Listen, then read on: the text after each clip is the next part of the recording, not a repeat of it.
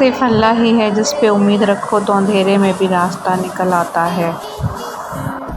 آنکھوں سے گرے آنسو اور نظروں سے گرے لوگ کبھی اٹھا نہیں کرتے۔ اللہ مخلص دلوں کے ساتھ ناانصافی نہیں ہونے دیتا۔ بس ایک رب کو راضی کر لو، دیکھنا کیسے تمہارے خلاف لوگوں کی سازشیں ناکام ہوتی ہیں۔ اللہ آزمائشیں تو دیتا ہے مگر آزمائش میں کبھی تنہا نہیں چھوڑتا۔ ان بد دعاؤں سے ڈرو جو بول کر نہیں دی جاتی۔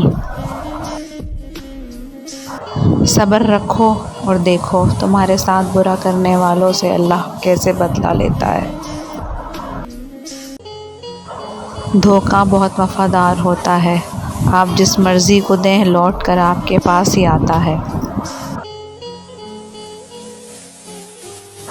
سچ کڑوا ہو سکتا ہے مگر جھوٹ اندر سے توڑ دیتا ہے۔ خوش رہنے کا سب سے اچھا اصول یہ بھی ہے، جہاں لگے کہ آپ کی جگہ نہیں وہاں خاموشی سے خود کو الگ کر لو۔ کچھ تعلقات چھینک کی طرح ہوتے ہیں، ختم ہوتے ہی شکر الحمدللہ کہنے کا دل کرتا ہے۔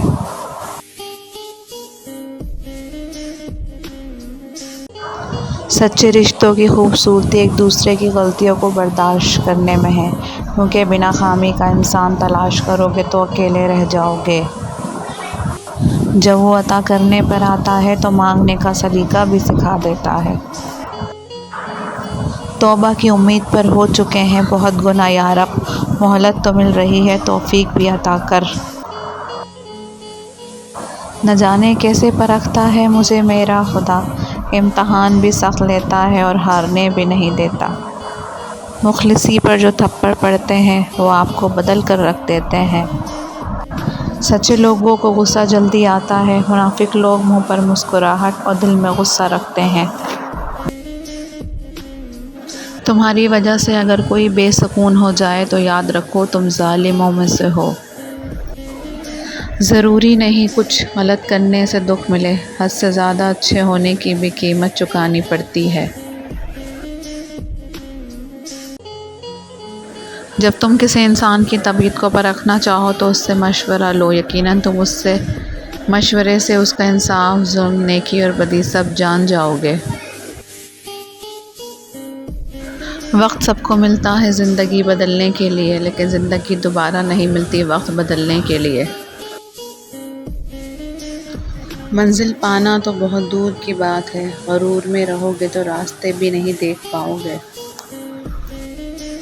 بہترین انسان عمل سے پہچانا جاتا ہے، کیونکہ اچھی باتیں تو دیواروں پہ بھی لکھی ہوتی ہیں۔